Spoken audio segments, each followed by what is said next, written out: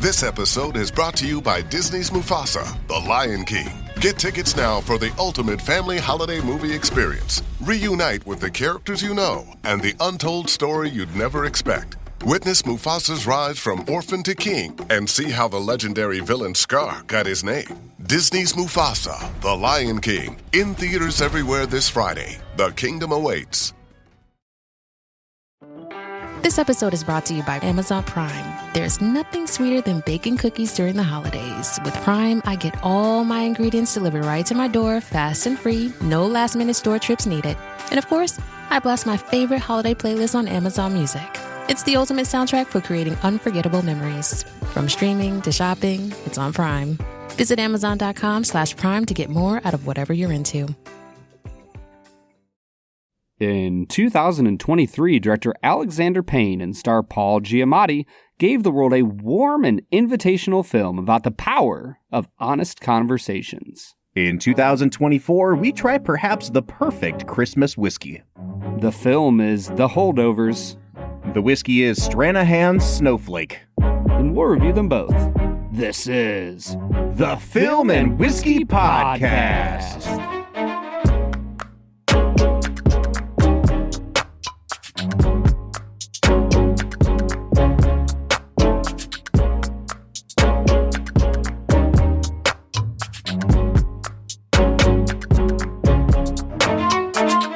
Welcome to the Film and Whiskey Podcast, where each week we review a classic movie and a glass of whiskey.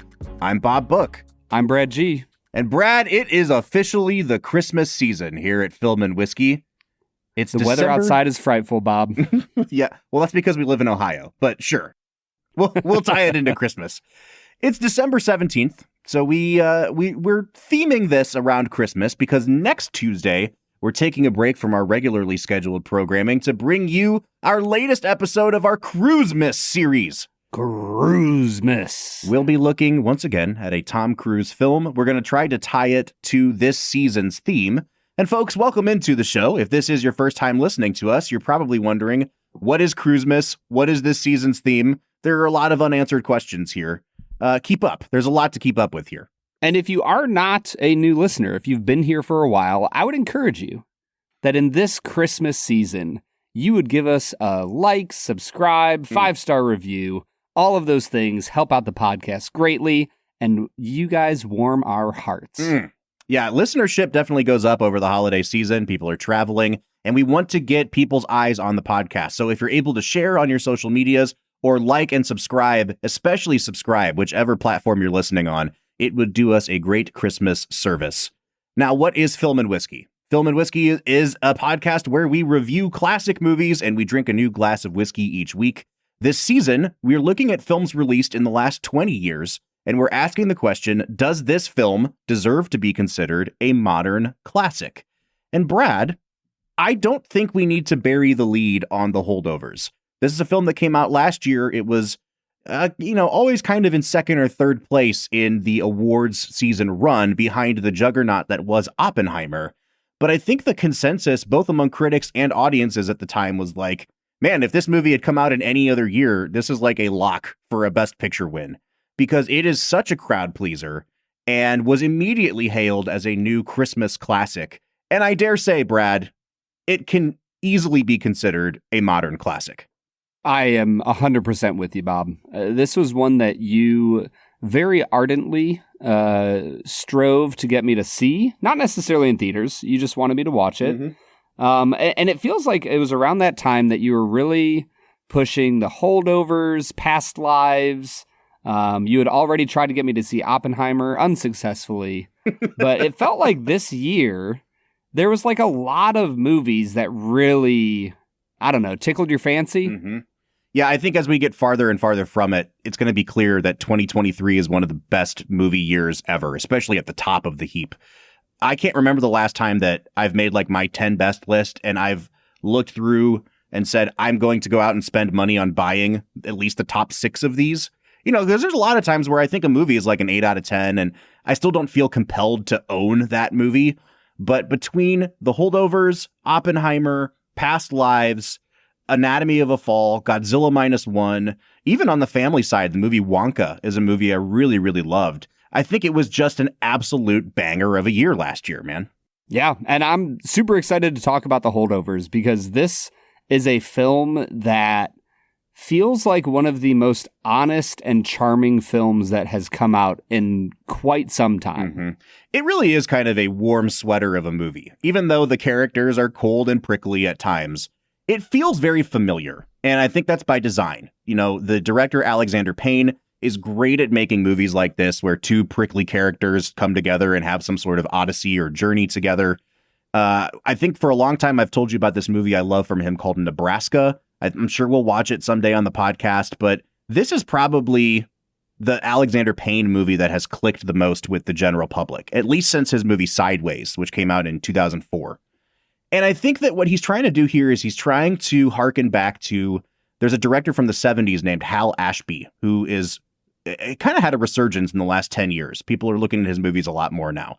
And he had very sincere movies that are in the same vein as The Holdovers.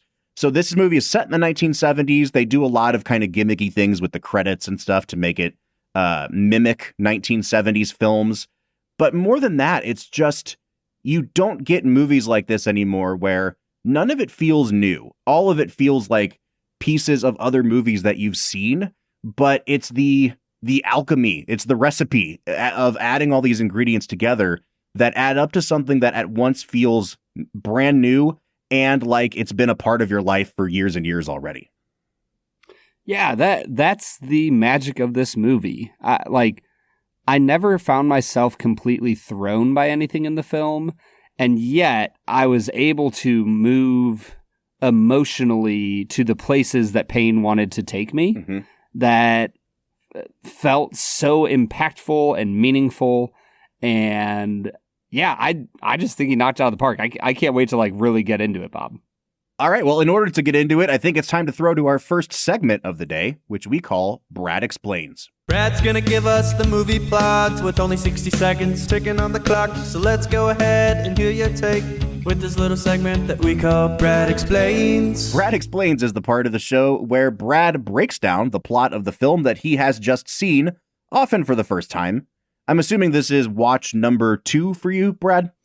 It is. Okay. Yes. All right. Well, it's old hat to you at this point, I think is what we're saying. I mean, for the amount of time it's been out to the amount of times I've seen it, that whatever that ratio is, it might be one of my higher ratios for a film. That's true. All right. So the way Brad Explains works is you get 60 seconds on the clock to break down the plot of the film in full spoiler territory. So we know this movie's only a year old. If you have not yet seen The Holdovers, you got to press pause now. You have to go watch this movie. If you can't tell from the effusive praise we've given it, it's going to be very highly scored by us. And I would hate to ruin the movie for you right now. Go watch The Holdovers, come back and listen to Brad explain the plot of it. You have 1 minute on the clock and go. The Holdovers is a film about a group of students who are left at their all-boys preparatory school, high school, and they are being left with a curmudgeonly old history teacher named Mr. Hunsley? Hunson? Hunnam. Mr. Hunnam, played by Paul Giamatti. Within a week or so of them being there, most of the children go away with one of the kids' dads on vacation, and the rest of the film you follow Giamatti and the student that is left, Angus Tully, and one of the staff members who stays behind to cook everybody meals. And I can't think of her name right now. Mary. Yep, Mary.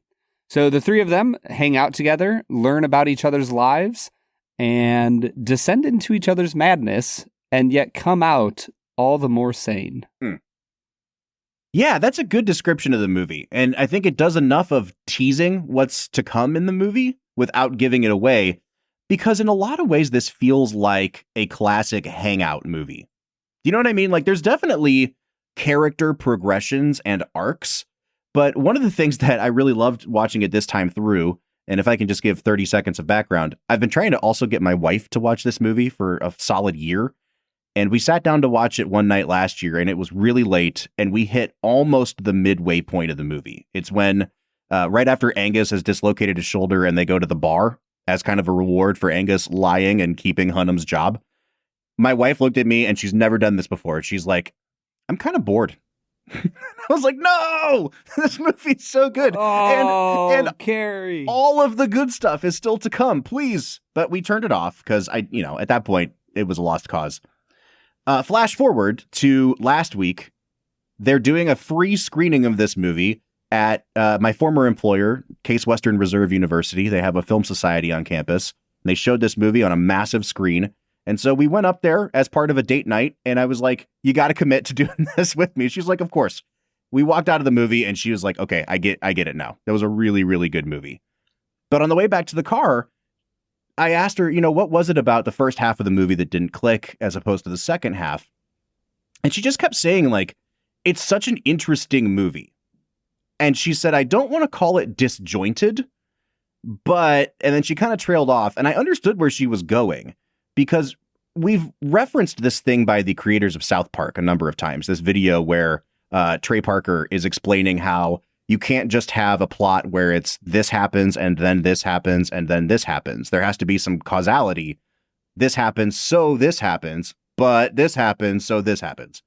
And this movie kind of breaks that convention. Like they're kind of moving forward as a logical progression of things that happened before. But I do feel like you could take a number of scenes in this movie and reshuffle them, and the characters still end up in the same place at the end of the movie. This is more a movie about kind of a totality or a volume of things that happen to the characters in the first 3/4 of it to get you on their side sympathetically so that the whole last quarter of the movie can be emotional payoff.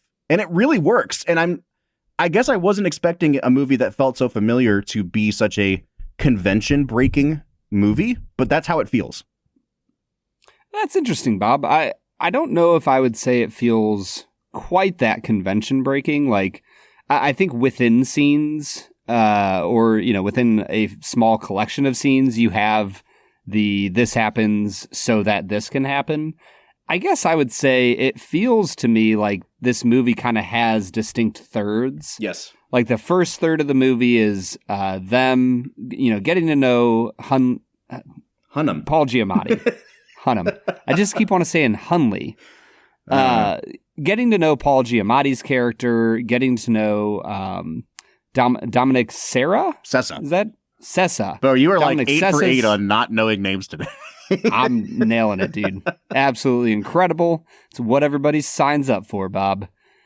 Getting to know the characters and seeing how they interact with other people, which I think is really valuable. Like if this entire film was just the 3 characters, I think it would suffer. Mm-hmm. So you get to see them bounce off of other people, which helps you then feel the claustrophobia of the second act when it's just the 3 of them. Yep. And occasionally the janitor. Mm-hmm.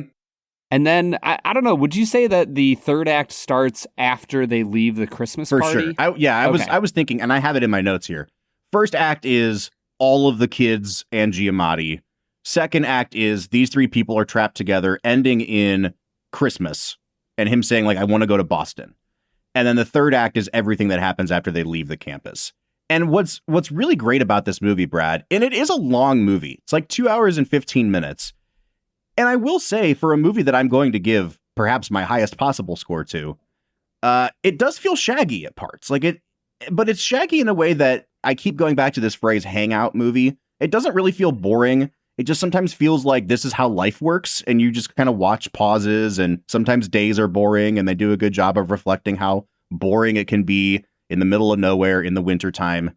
But if the movie had ended at the end of Christmas, where these 3 people have forged a truce together, you've watched them go through emotional ups and downs, you have that great scene at the Christmas party, and then kind of just fast forwarded to everybody comes back from winter break, it would have been a passable movie. Like, it tells a complete arc.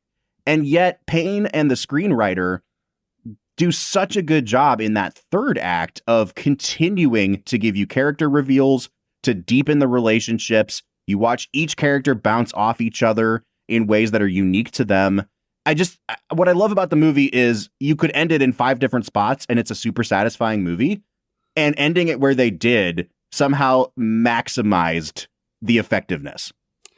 And if we had not ended it where we did, we would have never gotten one of the greatest insults in film history when Paul Giamatti looks at the principal of this school and says, "I've known you since you were a child, so I feel like I'm an expert and can say that you are absolute penis cancer in human form."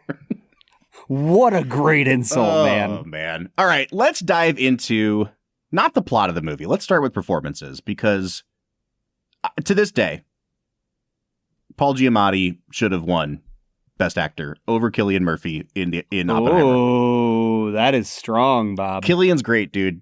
And perhaps it's just because this movie is a much bigger warm hug, and because he gets his Oscar-y moments more than Cillian does. When he walks out of that office and starts choking up and points to his lazy eye and says, like, this is the one. Dude. And then he has the moment at the very end of the movie where he just says, "See ya." And that's it. 100% tears in both of those moments. It's so good, dude. Also, his eyes, if we didn't mention this before, he is wall-eyed. And it kind of feels like the hunchback in Young Frankenstein, where like it's like his right eye is the wall-eyed eye for a little while, and then his left one, and you're never quite sure which one is wall-eyed. It's perfect. Yeah. I also think my favorite Oscar moment for Giamatti in this film isn't when he makes you cry at the end of the movie. I don't know if I've ever seen somebody capture the human desire to do random things in random moments for no real reason better than when he's walking past the football. Yes. It might be my favorite scene of the movie, Bob, because he's just walking along in the snow. There's nobody on the campus. He sees a football laying there and throws it with the absolute worst throw I've ever seen in my life. And then it just cuts to the next scene. Yeah, and then he walks away kind of self-satisfied too. Yeah, I did it. I did it. That ball went like 9 feet. Here's how I know this movie works. So I will admit, on my wife's behalf, that first hour, there are moments where you're still trying to get into the rhythm of the movie. And it really does replicate older Hal Ashby style 70s movies. And you got to get on its wavelength or you're going to think it's boring. And the really good meat of the movie doesn't come until after that scene in the bar. So that was literally the worst place for us to stop watching it when we were watching last year.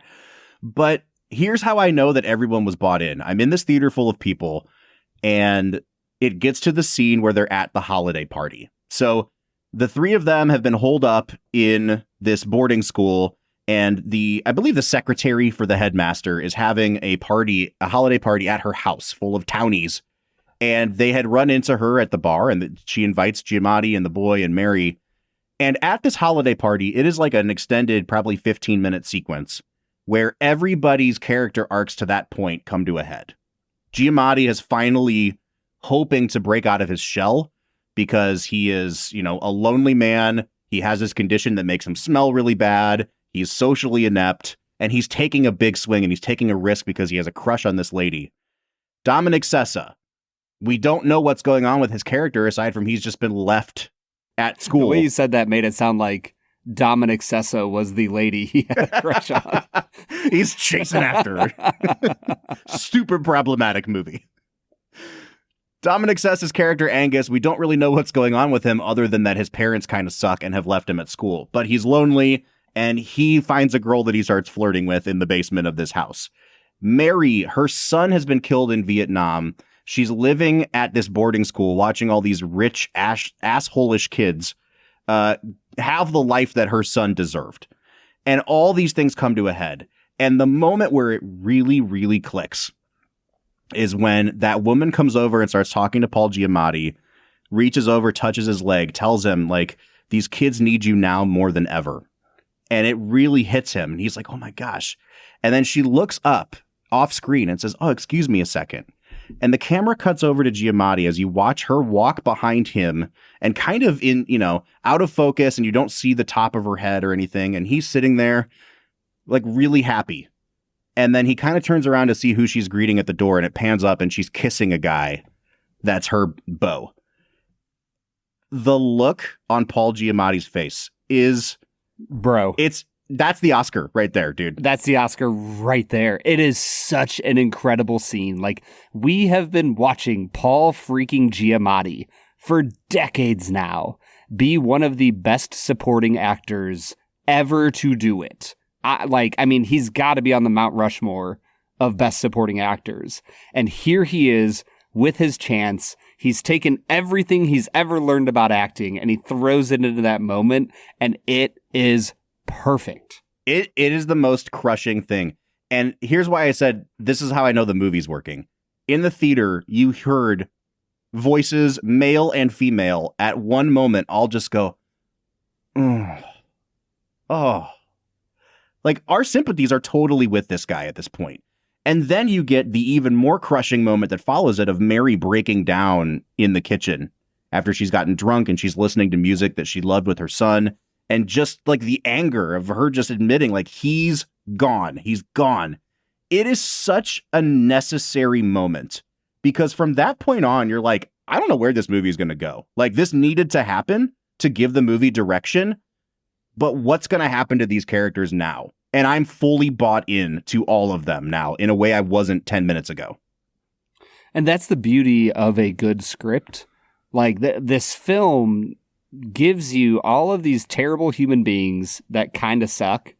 Like they're all lovable in their own way, but they're not especially great. Mm-hmm. And you have just enough moments of kindness and seeing that they care. Like, you get it with Angus when one of the young students has wet his bed because he was crying at night and misses his family deeply. And, Angus says, hey, like, find a dry spot to sleep. I'll help you clean it up in the morning, but don't tell anyone else. Otherwise, they'll never not give you hell. Mm-hmm. And the way he says it is in that way of, because they gave me hell. Mm-hmm. Right. And despite all of and I think the best word is prickliness of these characters, you can't help but fall in love with them. And so that when you get those emotional payoffs of them breaking down and being honest about their failures and fears and sadness, it's the most honest movie I've seen in a long time. Mm-hmm. Mm-hmm. I think one of the most direct comparisons you can make between this movie and another is Dead Poets Society. It got a lot of that. And if you read up a little bit, I skimmed the Wikipedia for this movie, but it says that the screenwriter set it purposely in 1970 instead of in the 1950s or 60s because he didn't want it to be chronologically too close to Dead Poets Society. First of all, this is a better movie than Dead Poets Society, and I don't mind saying that. Every time I tell people about it, they're like, "Oh, what's that about?" And I'm like, "It's a better Dead Poets Society." I think that the connective tissue, though, is that I could see Robin Williams playing this role. I actually don't think it would be as good with a Robin Williams type. Robin Williams has this sort of nakedness to his emotions where you can see into the vulnerability. And I think the closest thing we have to that today is maybe like Steve Carell can do that really well in some of his films. I don't think either one of those characters does a better job than what Giamatti goes for here. It is really the perfect balance of, even after you're on his side, he never sheds the peccadillos or the little idiosyncrasies of that character. He still is who he is, but it's you as an audience member who's changed in how you receive those things or perceive those things. And that's where I think Williams probably would have gone a little bit too schmaltzy with this role. And I love Robin Williams, but I think Giamatti's doing something here that's a little bit more nuanced. Yeah, the beauty of his performance is that he does stay the same, and yet those slight bits of warmth stick around. Mm-hmm. And you recognize that this feels way more true to how human beings really are. And as somebody who has worked as a chaplain and interacted with lots of human beings in their homes, in the hospital, this just felt way more real to who we are as a human race, that we don't just live for, 60 odd years as Giamatti's character does in this movie. And just suddenly it's like, oh, one Christmas break, all of a sudden we're all happy-go-lucky and good. Right. Like, this isn't the Breakfast Club. We're not all perfect friends at the end of it. And yet it's that moment when he's teaching his class at the start of the new semester and he looks at Angus and just gives him a tiny smile. Mm-hmm. Like he's the exact same teacher that he's always been. But there's a warmth there now. There's a relationship that you can tell makes him feel like life might just maybe be worth living. Let's talk a little bit about Dominic Sessa. This is his first movie. This is like a true, honest-to-goodness introducing Dominic Sessa. They had an open casting call at, I believe, the boarding school that they shot at, and Sessa showed up, and they're like, that's our guy. Now, he is a little bit older. I think he's 20 when this movie comes out, but they work it into the script a little bit where he says something like, I've been kicked out of 3 schools. That's why I'm still a junior, give or take a semester. So you can tell that he's an older character that's being forced into being a junior. And I think just that one little addition, if it even was an addition, perfectly explains why this guy looks like he's 20 and not 15. I think he pulls off like 17, 18-year-old kid. I think so pretty too. well. I think so too. He's really, really good, man. And I think part of what makes this performance so good, there's a shot near the end of the movie. And again, we're in full spoiler territory.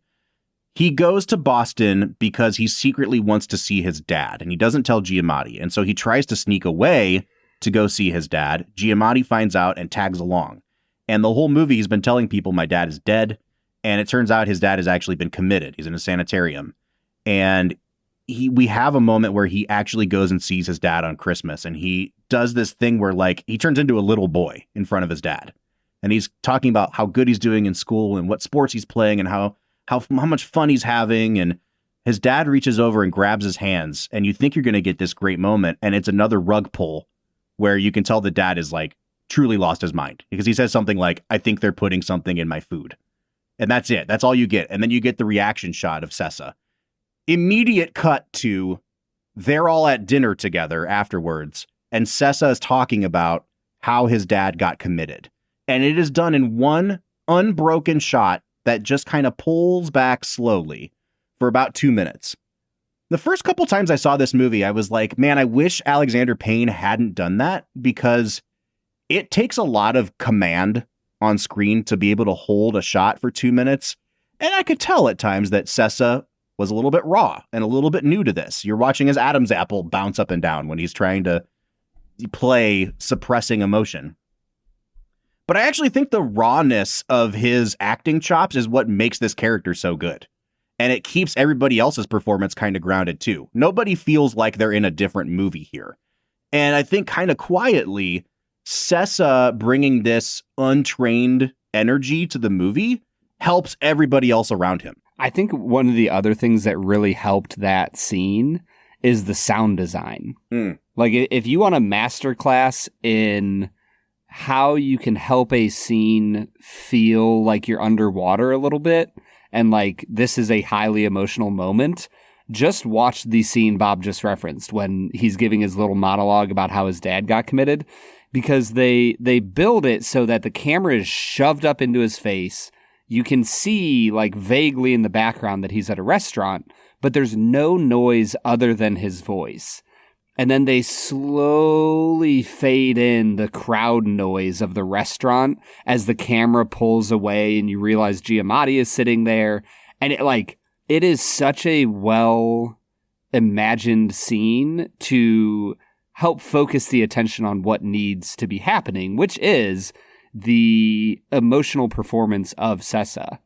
Now, I think that Dominic Sessa as an actor, the two things he does well in this movie are sullen and sad. Like, he nails those. Like, when I don't remember when it is. At some point, he is sitting in the backseat of a car, like, looking angrily out the window, and he just looks like a sullen teenager. Mm-hmm. And it's absolutely perfect. Mm-hmm. And the moments where he portrays sadness, he's incredible as well.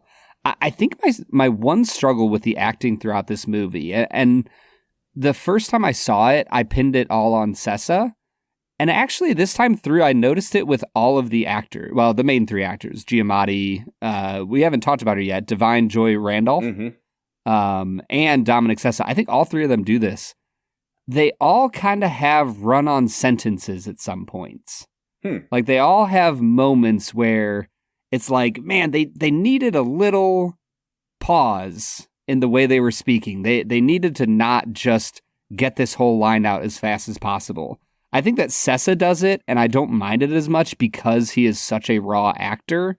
It's the one or two times that Giamatti and Randolph do it that it frustrates me because I'm like, ugh, like all you needed was a tiny little pause, and this would have been perfect. Mm-hmm. We are about to review Dune 2 next week, but we had to get our scheduling out of order. So I'll reference Dune 2 here. You might hear me talk about it next week as well. 2 weeks. But like next week is Christmas, man. Oh, next week is Christmas. 2 weeks from now. Man, we're like really getting ahead on our recordings, Bob. First it's Christmas, and then it's Happy Dune Year. Happy Dune Year. Dude, I like that. Christopher Walken, famous actor, great actor, has the exact same problem. He has like a few like run-on sentences where he just keeps talking and should have just had a nice little pause. Interesting. I wonder if that's more of an issue with the performances or with the take that was chosen by the director. You know what I mean? Yeah. And that's why this time through, I think I'm penalizing Sessa less because I noticed it in other characters, which makes me think it's more of a director thing than a individual actor. For sure. And I'm kind of with you too on he does sullen and sad really well. The moments of his performance that don't work for me are the moments in the movie that don't work as well for me. And it's when they're going for intentionally really broad comedy. Like the scene where he's making Giamatti chase him through the halls and just taunting him like a Looney Tunes character. It's funny. And even like the cut to Giamatti's reaction after he falls and starts screaming, like it's a great little moment, but it's not even that it feels out of place in this movie. It just feels a little too broad at times. And I think what Sessa's really good at is playing childlike at moments, and he's not as good at playing childish. Like when he's being antagonistic to Giamatti, it's a little much. He's a little too snarky. Mm-hmm. But there's a great moment late in the movie when they go into Boston and he is like ice skating and Giamatti is just watching him skate, and he just waves at him like a kid waving to his dad. And it's really clear at that moment, like this is his surrogate father in this moment. And Sessa absolutely nails the really hard to do childlikeness of a kid who is still not grown up and really needs a parental figure. And I think that it's actually harder to pull that off. But the childish moments are the ones that I didn't think were as good. And I think that's why this movie is successful. Mm-hmm. Like the need of Sessa to have a dad who cares about him when he's being a little shit. Mm-hmm. Like those are the moments that make this movie so beautiful, because I think what this movie captures on the whole is the desperate need for every single teenager to have an adult who's willing to have honest conversations with them. Mm-hmm. You know, when they're in the liquor store after they run into his old Harvard acquaintance, and, you know, Giamatti lies to him about what he's doing, and Angus is calling him out on it. Like, that conversation, the rawness of saying, like, yeah, this is what happened in my life, and this has been the result of it. Like, those are the things that teenagers desperately need in life. Mm-hmm. And this movie highlights the beauty of what can happen when those conversations take place. Well, and I think that's a great segue to quickly talk about Divine Joy Randolph in this movie. She wins the Academy Award for Best Supporting Actress. I think it's really well deserved. She is the epitome of a supporting character in this movie. And I think that's what makes the character great. If she was in the movie more, honestly, it would become her movie, because she has the most kind of immediately compelling character arc, or not even character arc, but character story. Like, you know, 5 minutes into the movie what her character is all about, where the other two, it takes some slow reveals to show what their characters are. So I think they use her perfectly in the film. And to your point about Dominic Sessa's character needing that parental figure, that's why her character playing in that interplay between her character and the other two is so well done. It's not just that she's a third wheel thrown into this dynamic. It's that she's the only one that actually understands how to care for and talk to a young man, and she has no outlet for that because her son has been taken from her. And so much of the movie, you can tell that it's her grief that's keeping her at distance from Tully. Mm-hmm. But after the Christmas party, she kind of starts to really let him in. And it's the moment where Tully is sitting outside the headmaster's office while Giamatti is covering for him and getting fired because of it, that she sits down and takes his hand. And it's just the way she puts her hand out, and Tully looks at it. And it's a great moment from Dominic Sessa, too, where he kind of looks at it and is like, oh, I guess I take her hand now. Like I have to. And as he takes it, there's that like relief in his body. Like, an adult cares about me, and they're not going to make me talk about anything. They're not going to force me into something I don't want to do. They just want to love me. Yeah, man, it's just a great performance. I'm thinking about the moment when they're leaving the Christmas party after she's even had her meltdown, and Giamatti kind of snaps at Dominic Sessa and says, like, nobody wants you around anyway, you know? And he walks away, and she's like, what the hell is wrong with you, man? Like, you don't tell a kid who's been abandoned on Christmas that nobody wants him around. And it's just those little moments where she's the voice of reason for Giamatti that ultimately strengthen that core relationship. Brad, it's a perfectly structured script. They're perfectly written characters. Let's hope that our whiskey for the day holds up to the effusive praise we've been giving this movie. Let's go check out some snowflakes. This episode is brought to you by Allstate. Some people just know they could save hundreds on car insurance by checking Allstate first. Like you know to check the date of the big game first before you accidentally buy tickets on your 20th wedding anniversary and have to spend the next 20 years of your marriage making up for it. Yeah, checking first is smart. So check Allstate first for a quote that could save you hundreds. You're in good hands with Allstate. Savings vary. Terms apply. Allstate Fire and Casualty Insurance Company and Affiliates. Northbrook, Illinois.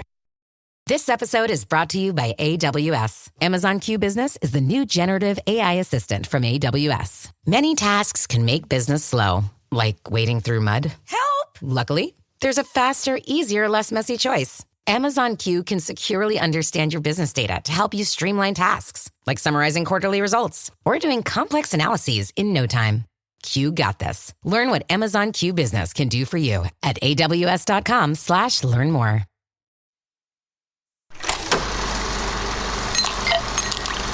All right, everybody. Today we are checking out Stranahan's Snowflake. Now, this is a whiskey that comes out of the Stranahan distillery in Colorado. They have released 26 iterations of this whiskey. They used to do it twice a year, once on Father's Day, once for, the Christmas season. It got to be too big of a production schedule, so they've chopped it down to just once a year at Christmas time. And, the way they talk about it is this. There's a specific blend that they build every single year that's different and varied and nuanced, and it makes it a snowflake. I like it. And they name it after, every iteration, they name it after one of the 14,000-foot mountains peaks in Colorado. Oh, I like that. What's this one named after? I don't remember. Boo! All right. Hey, I remembered all of that other stuff, That Bob. was pretty good, man. That was pretty good. Yukon Gold, maybe? All right, we'll go with that. So we are drinking the 2023 release. Now, 2024 has just been released. We haven't got our hands on that one yet. We had 2023 waiting for review. So we're going to go ahead and give a review of last year's version because I think that it will give you a good indication of what we think of the label overall. Again, because these are precious and delicate snowflakes, they are very unique from year to year. So this one. Go ahead. And this one is called Pyramid's Peak. There it is. Not Yukon Gold. Close, though. I must have been thinking about the potatoes. So this 2023 release is an 8-year-old single malt, and it has been finished in all of the following kinds of casks: Carcavelos, Sauterne, brandy, peated scotch, rum, and applejack. So we have a crazy blend of different finished single malts here. Brad, I am super excited to try this. I've never had this label before. I'm pouring it out right now. Why don't you give us your nosing notes?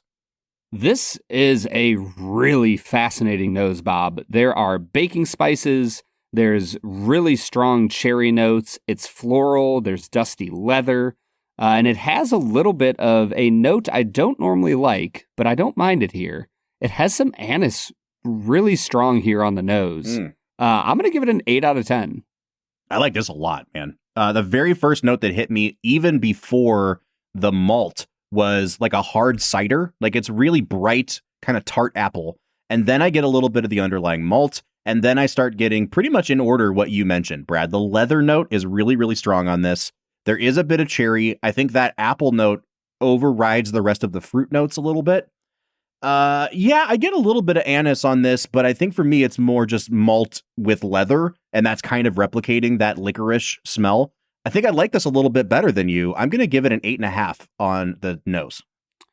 Yeah, and the palate it dives into cinnamon. Mm-hmm. There is cinnamon, it's leathery, it turns into like a dried cherry. I got like a little bit of like a pumpernickel bread kind of vibe off of it. Really, really tasty palate. I am so impressed with what Stranahan's has done here. I'm going to come up a little bit. I'm at an 8.5 out of 10 on the palate.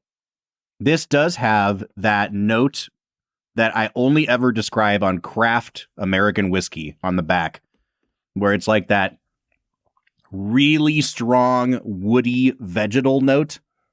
And again, it's just a me thing, right? But this has the craft whiskey taste to it on the back. So I'm going to factor that into my palate score here because I don't like that note. But apart from that, it's really well done, man. There's tons of leather. You're right that cinnamon is predominant here. I do get a little bit of clove on this as well. It's less sweet than I would like it to be, but I think I was a little bit teased by the finishes on the nose and kind of forgot, like, dude, this is a single malt. Like, it's not going to be syrupy sweet. So what I'm essentially confessing to here, Brad, is my expectations for this were not what it is. And I don't think it's the fault of the whiskey so much as it's the fault of me. I'm going to come down to... Go ahead. It usually is your fault, Bob. This is true. I've been told this by many people. So I'm going to come down to just a 7.5 on the palate. But as I sip a couple more times, it might rebound a little bit in the later categories.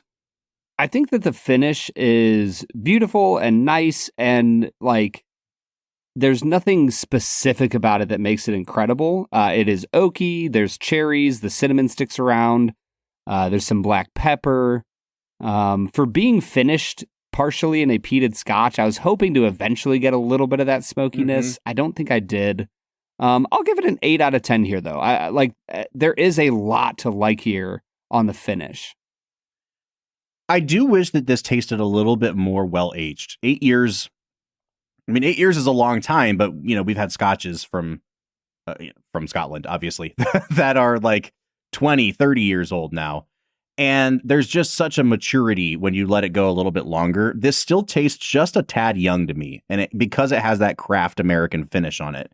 However, second sip of this, cinnamon bomb and kind of like standard child's apple juice. There's a lot of that on here. It is a little bit sweeter than I gave it credit for last time. And that apple juice flavor really carried over into the finish, which bumped that score up for me. I'm going to be at an 8 out of 10 on the finish. I think balance-wise, we're at an 8.5 here. Like, there is a little bit of complexity that helps it bump the score up.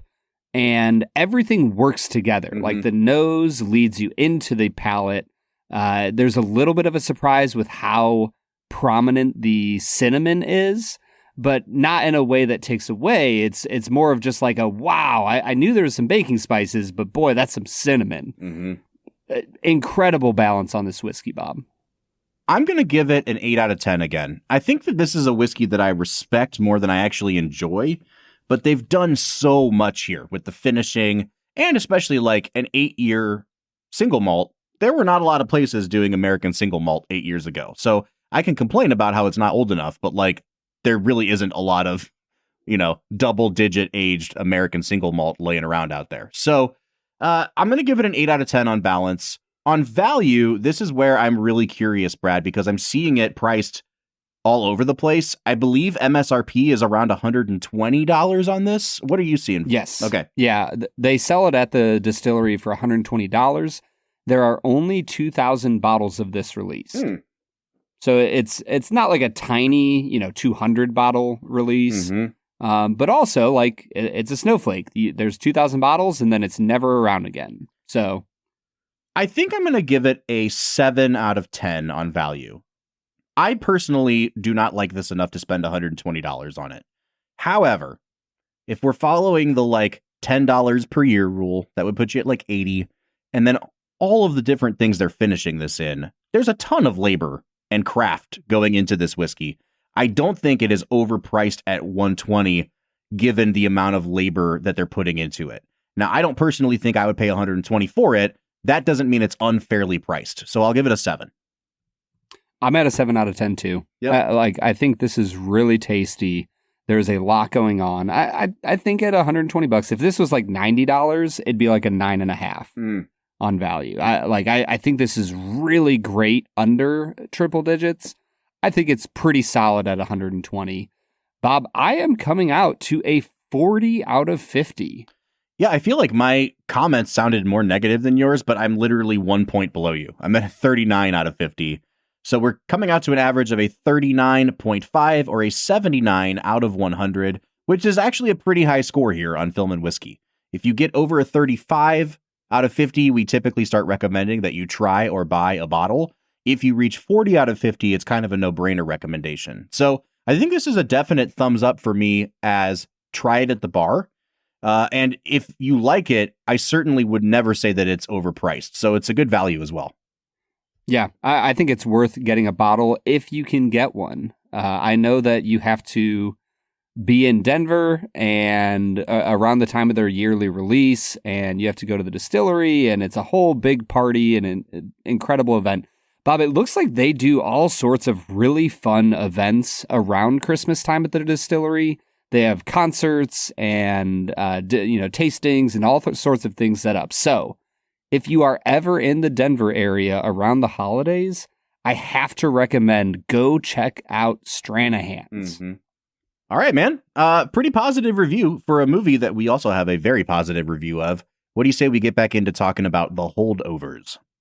Let's get to it.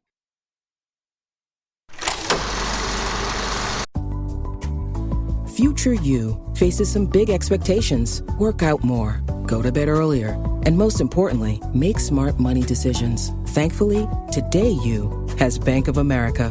One place with tools and guidance to help balance tasks from budgeting to saving. So you can just be you with big plans. Do more with a bank that asks, what would you like the power to do? Explore our tips and more at bankofamerica.com/futureyou. Okay, I have to tell you, I was just looking on eBay where I go for all kinds of things I love, and there it was. That hologram trading card. One of the rarest, the last one I needed for my set. Shiny like the... designer handbag of my dreams. One of a kind. eBay had it, and now everyone's asking, ooh, where'd you get your... windshield wipers. eBay has all the parts that fit my car. No more annoying... just beautiful...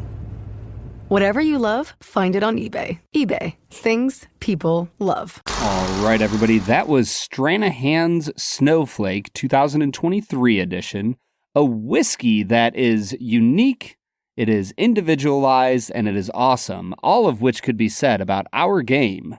2 facts and a falsehood. Brad is gonna try to stump you, Bob, to alright and what is wrong. 2 facts and a falsehood. 2 facts and a falsehood is the part of the show where Brad presents me with 3 items as fact about the making of this movie, one of which is a complete lie, and I have to determine which one that is. Brad, I'm currently sitting at 7-3 on the season with a chance to redeem myself here a little bit. I've kind of let it slip a little bit lately, and that's on me, man. Yeah, it is on you, as are most things. That's the second time you've said that in like 5 minutes, dude. What secrets are you hiding about me right now? Have you ever heard of the Johari window, Bob? All right, let's pivot, Brad. Let's get into 2 facts and a falsehood. Fact number 1. Many of the scenes were filmed at Fairhaven High School in Fairhaven, Massachusetts in February of 2022 during the school's February break. At this time, the area received a snowstorm, much to the delight of the film crew, since many of the scenes took place during a snowstorm. They took full advantage of the weather, and the snow you see in the film was from an actual live snowstorm. Fact number 2, all the costumes for the film were carefully sourced from local thrift shops and vintage stores, ensuring the authenticity and period-appropriate detail. One standout piece was a tie that Giamatti wore that was dated back to the 1940s, discovered in a small antique shop in the New England region. The costume department spent weeks meticulously curating the wardrobe to reflect the era's style.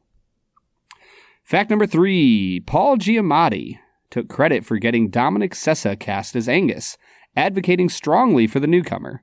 After director Alexander Payne expressed reluctance due to Sessa's lack of acting experience, Giamatti insisted he be given another audition, and his persistence paid off, as Sessa's raw talent won over the entire production crew.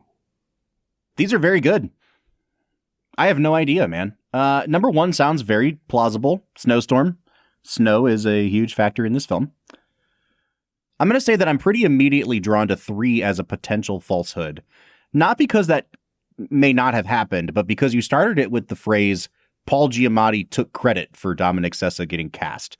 And Giamatti, for being a very seasoned actor, and I'm sure having a lot of power on set, doesn't strike me as the kind of guy who would publicly take credit for something like that, even if he is responsible.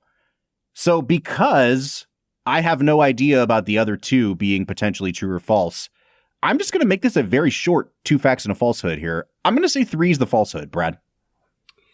Bob, I've not been able to say this many times this season, but you are 100% wrong. Ooh! That is a fact. Wow. Wow, what a jerk, Paul Giamatti, taking credit. I don't know if taking credit is actually a jerk move. I mean, I give credit did that. where credit's due. I did it. All right, what was the falsehood, Brad? The falsehood was number 2. Ties and costumes. It was way too vague. Okay. I had about 5 minutes to write the falsehood, and it was very vague. There's a tie from the 1940s. Who knows? I'm on a 2-game losing streak, man. Yeah. Life's tough, Bob. Life comes at you fast, Brad. I'm going to be honest, too. Part of the reason that I only mentioned number 1 and number 3 in my deliberation is that I completely forgot what number 2 was. Hey, so not only did you succeed in tricking me, you made it such a boring falsehood that I didn't even consider it. Yeah, that's the goal, man. All I want to do is win. Yeah, at any cost. Even being boring. Even all right, being man. Boring. Let's continue talking about the Holdovers here. Brad, is there anything you want to mention about the film? Because I have a couple directions we might go with the last few minutes of our episode, but anything you want to get out there in the open about the movie that you don't want to get lost in the shuffle? I want more of the janitor. Mm-hmm. Why don't we get more of the janitor? Because every single time he is on screen, he is charming and funny and down to earth, and I want more of him in this movie. Mm-hmm. Good. Keep going. Give me more. That's it. That's all. I just want more of him. Yeah, I liked him a lot. He was really good. I wish that we got even like one little reaction shot of him being rejected by Divine Joy Randolph, and just having like one more character that we feel sympathy for at Sad Christmas. Do you know what I mean? Like, just as a way of showing like everybody's trying to get through, everybody's worthy of sympathy. And I felt like they had an opportunity a couple times to just give him one crush his close-up. Spirit. Yeah. Come on. Don't let him get away unscathed. He can't just be happy.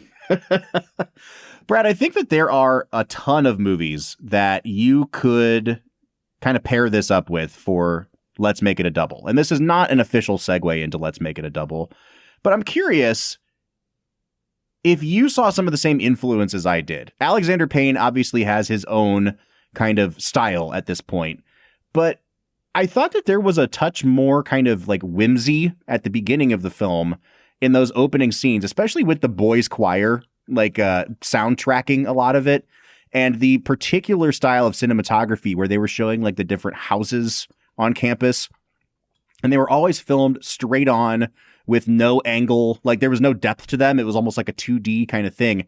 And there was a ton of, at least I thought, Grand Budapest Hotel in the first few minutes of the movie there, with that sort of like whimsical boys' choir and almost kind of dollhouse look to some of the buildings. I'm wondering if you saw that or what other movies you saw that might have influenced this one. Oh, man. I don't know if I want to be... I don't know if I want to pair this movie with this. What was Wes Anderson's first movie? Was it Rushmore? Yeah, it wasn't his first one, but that was the earliest one that we've done on the Okay. episode. I kind of got some weird Rushmore vibes from this. Mm-hmm. You know what I mean? Like, obviously it's a much warmer movie than Rushmore. Like, Wes is Wes. Like, he does what he's going to do. I think that the boys' choir at the start, the shots of the overall facility just kind of reminded me of that. But I'm not going to lie, man, it's hard to get away from the Dead Poets Society vibes. Yeah, for sure. Like, a lot of the shots of them running around, like, in uniform and exercising, and I don't know, there's just a lot of Dead Poets Society in this movie. And I think that I say whimsy because the shots of, like, the boys running around and stuff, it could tip into, like, quirky, and not Wes Anderson quirky, but, like, when they were trying to make all those quirky comedies in, like, the mid-2000s, like Juno, I think that if they tipped a little farther, it would be more like Juno than, like, a Wes Anderson movie. And so I definitely see Rushmore. I definitely see some Royal Tenenbaums here. I see some Grand Budapest Hotel. But you're right, the kind of classic Dead Poets Society of it all is obviously an influence here. I think we should just go ahead and get into Let's Make It a Double, Brad, presented by Blackwood Distilling Company. We're near the end of the episode, so thanks for listening to the Film and Whiskey Show. Let's pair another film with this one, even if it's a struggle. It's our final segment of the day, now let's make it a double. Let's Make It a Double is the part of the show where we pick a movie to pair up with this one to make the perfect double feature. Brad, I'm just going to take any opportunity I can to plug the movie Nebraska again, but that's not going to be my Let's Make It a Double. That would be too easy. I'm going to plug another movie that we're going to get to at some point on this podcast because it's a hangout, shaggy movie that I love about young people just doing stuff. And it's a movie called Licorice Pizza. I would love to watch Licorice Pizza and The Holdovers back to back. That would make just a fantastic night of Bob Book movie viewing. That is a great pick, Bob. I think that all of Carrie's complaints about the first half of this movie are like the entirety of Licorice Pizza. Mm-hmm. Like, it's just all sorts of random scenes put together, and I don't know if there's character arcs for anyone, but you're intrigued by who they are by the end of the film. That's a great pick, man. Thanks, dude. I am going to pair this up with what I consider to be one of the absolute best coming-of-age hangout films, where you have a kid hanging out with his two uncles and learning how to become a man. Bob, this is going with Secondhand Lions. Dude, how good are coming-of-age movies? They're incredible. It's just a formula that never gets old. Just also, Robert Duvall, Michael Caine, Haley Joel Osment. Yep. Like, you can't go wrong. Well, and that's why this movie works so well. You know, I remember on Twitter last year, and Twitter is a true cesspool of negativity and cynicism and nihilism, which drains the life out of me with every interaction. But even on Twitter last year, this movie was a freaking hit.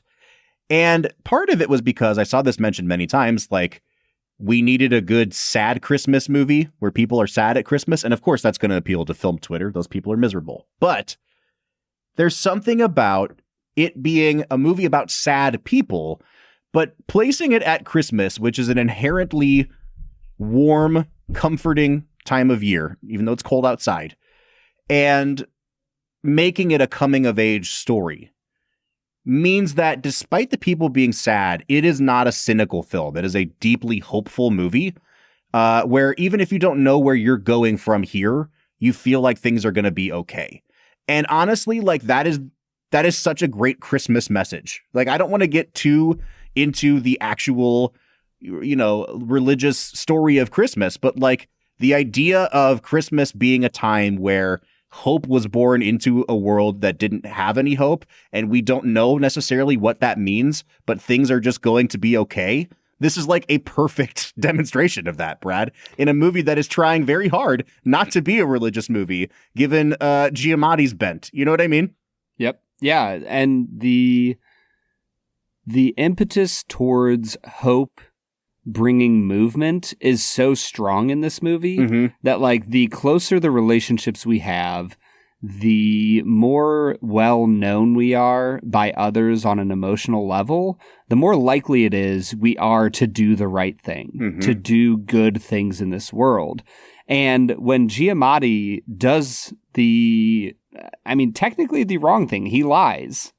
But when he does the right thing in caring for and protecting Angus Tully, it gets him fired, which is what he needed all along. Like, it gives him the final impetus to finally go forth into the world, to leave his childhood behind, and, like, stake a claim on the world at large. And what a great story to tell at the Christmas time.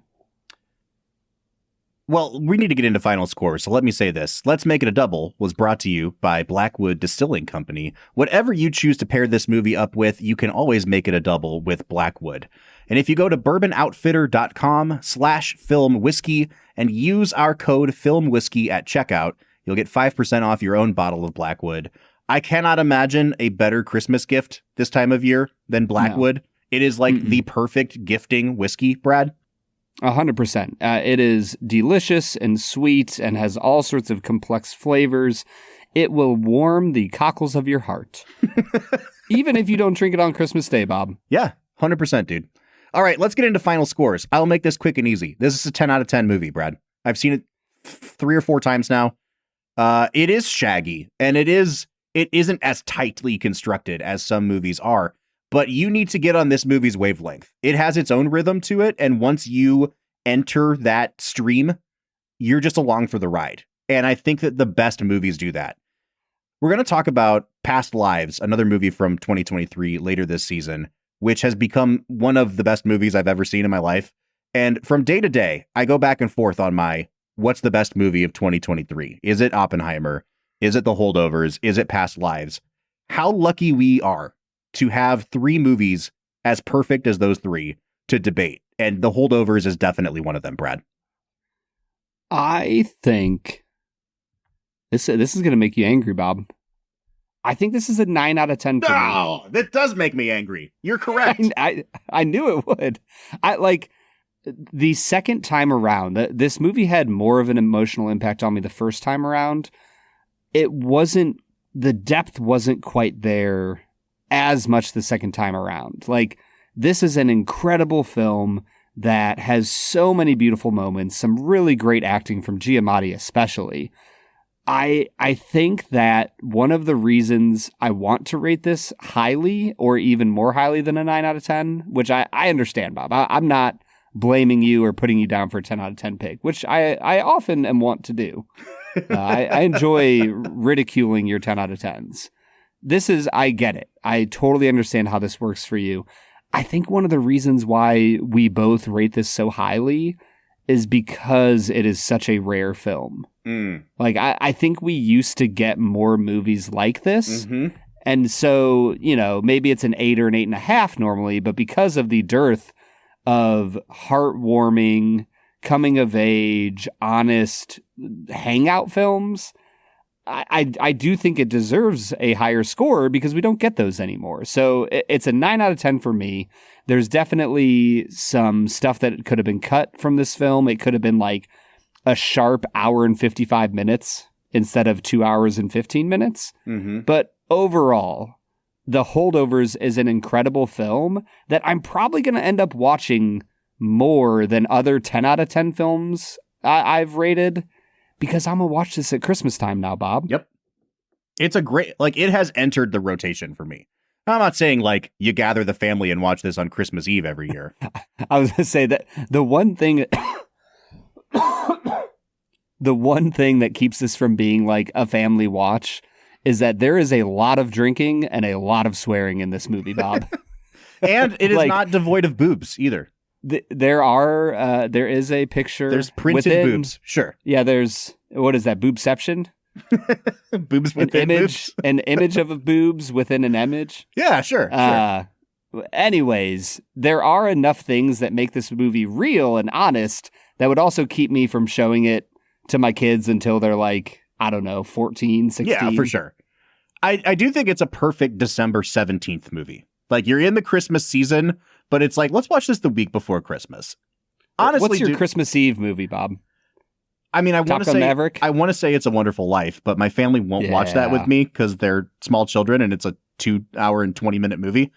Dude, I remember watching that movie when I was a kid. I know. I'm doing the Lord's work out here. I'm doing yeoman's work, trying to get it done. But all right, so it's a 9.5 out of 10 from us, but we want to know what you think of The Holdovers. You can find us on any of our social media platforms: Facebook, Twitter, Instagram, TikTok, YouTube, @FilmWhiskey. Or if you want to talk about the movies, we are on our Discord server every single day talking to you guys, fans of the Film and Whiskey podcast. So if you want to join the conversation, you can find a link to our server at the end of every single one of our show notes. As we said, we're taking the week off next week from our regularly scheduled programming, but we will be back with Cruisemas. And I think it's time to reveal the film for the 2024 Cruisemas. Brad, you want to do the honors? Bob, we are going to be reviewing Mission Impossible Fallout. Yeah, we are. A perfect action movie? Question mark? It's damn close if it's not perfect, dude. All I know is Henry Cavill reloads his arms. He sure does. It's incredible. The fact that they didn't add like a rat click when he does that is the unacceptable. The biggest blown opportunity of all time, dude. All right, join us next week for Mission Impossible Fallout. And folks, we won't see you until after Christmas. Have a Merry Christmas. Have happy holidays. We will see you on December 31st for Dune Year's Eve, baby. Oh, what a great title, Bob. Until then, I'm Bob Book. I'm Brad G. And we'll see you next time.